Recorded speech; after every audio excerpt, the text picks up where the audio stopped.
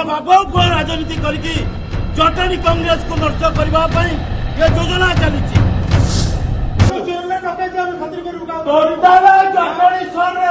by election कर दो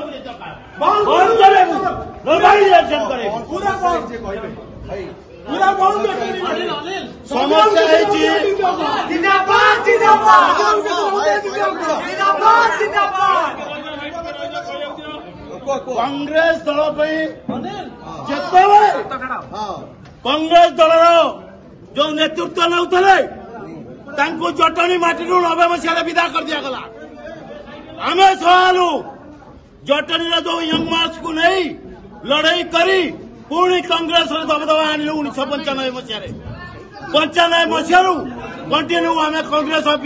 सांगे अच्छु लड़ाई करचु बारंबार 5 थर काउंसिलर वाइस चेयरमैन दीदी थर चेयरमैन आम अप्लाई करचु टिकेट ये मना कले आम लड़ू ना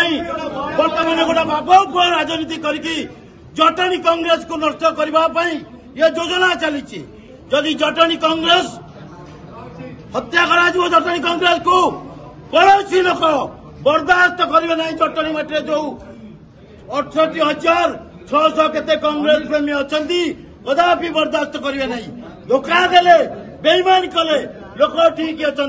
तेणु नटर पटर लोक आनी जगह बेपारी की आनी एटी भर्ती करी जटणी कांग्रेस को नष्ट करने चाहती टिकेट आसाई जटणी जीव शिक्षतर कर दिया बर्दाश्त कर दिया कहार केते दम अच्छी जटणी सहर पर